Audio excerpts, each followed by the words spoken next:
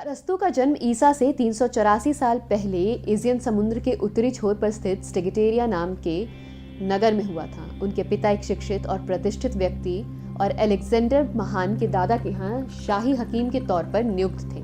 अरस्तु की आरंभिक शिक्षा का प्रबंध उनके घर पर ही किया गया था और स्वयं उनके पिता ने ही प्रकृति ज्ञान विज्ञान में बालक अरस्तु की शिक्षा की थी, लेकिन उनके पिता की मृत्यु जल्दी ही हो गई थी। 17 वर्ष की आयु में उनके अभिभावकों ने उन्हें अपनी शिक्षा पूरी करने के लिए बौद्धिक शिक्षा केंद्र एथेंस भेज दिया, जो इन दिनों शिक्षा का केंद्र माना जाता था।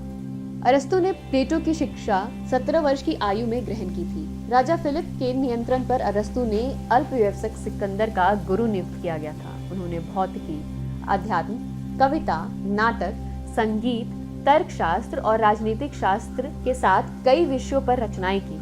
उनके लिखे हुए ग्रंथों की संख्या लगभग 400 तक बताई जाती है। एथेंस में उन्होंने जब दार्शनिक प्लेटो की छत्रछाया में 20 वर्षों तक विद्याभ्यास किया, तो बाल्यावस्था में ही अरस्तु ने अपनी कुशाग्र एवं स्वतंत्र बुद्धि का परिचय देना शुरू कर दिया था। एथेंस में अपने गुरु अरस्तु के विचारों को भी उन्होंने बिना आत्म परीक्षा के कभी स्वीकार नहीं किया।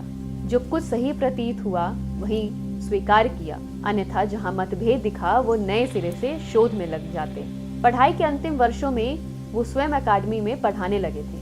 अरस्तु को उस समय का सबसे बुद्धिमान व्यक्ति माना जाता था तथा उनकी प्रशंसा स्वयं उनके गुरु भी किया करते थे। 347 ईस्वी में प्लेटो के निधन के बाद अरस्तु ही अकादमी के नेतृत्व के अधिकारी थे, किंतु प्लेटो के शिक्षाओं से अलग होने के कारण उन्हें यह अवसर नहीं दिया गया।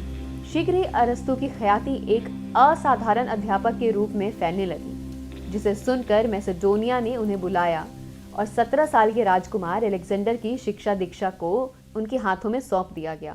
अलेक्जेंडर के राजा बनने के बाद अरस्तु का काम खत्म हो गया था। वो वापस एथेंस आ गए थे।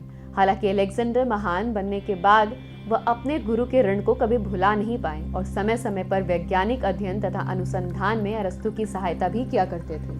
अरस्तु ने प्लेटोनिक स्कूल और प्लेटोवाद की स्थापना की। अरस्तु अक्सर प्रवचन देते समय टहलते रहते थे और इसलिए कुछ समय बाद उनके अनुयायी पेरिपेटेटिक्स कहलाने लगे। अरस्तु ने अनेकों रचनाएं लिखी थी जो समय के साथ नष्ट भी हुई। उनकी 200 रचनाओं में से केवल 30 शेष रह गईं, जिससे उनके जीवन और प्रवचनों के बारे में जानकारी मिलती है। अरस्तु के अनुसंधानों का सबसे अधिक स्थायी महत्व शायद प्राणी विज्ञान तथा पशु विज्ञान में ही हुआ है। इन सभी खोजों को देखकर हम आज भी चकित रह जाते हैं। वह वैज्ञानिक प्रणाली के आधुनिक तक रूप को इस प्रकार प्रयोग में ला सकते थे जो कोई सोच भी नहीं सकता था। अरस्तु को खोज करना बड़ा अच्छा लगता था, खासकर ऐसे विषयों पर जो मानव स्वभाव से जुड़े हैं, जैसे कि आदमी को जब भी समस्या आती है वह किस तरह से इसका सामना करता है और आदमी का दिमाग किस तरह से काम करता है। समाज को लोगों से जोड़े रखने के लिए काम करने वाला प्रशासन में क्या होना चाहिए और कैसा होना चाहिए जो सर्वथा उचित तरीके से काम करे।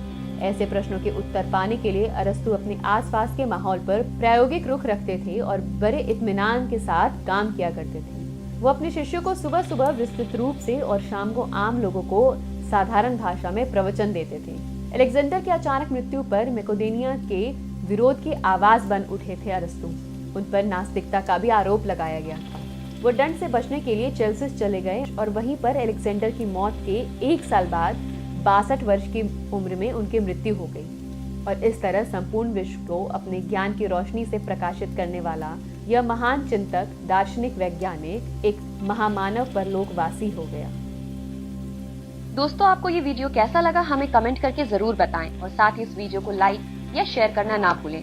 इस तरह की तमाम रोचक और अनसुनी कहानियों के लिए हमारे चैनल हिस्टोरिकल इंडियंस को जरूर सब्सक्राइब करें। साथ ही बेल आइकन को टैग करें ताकि आप हर अपडेट पर बने रहें और आपको हर अपडेट मिलता रहे। घर पे रहिए, स्वस्थ रहिए। नमस्कार।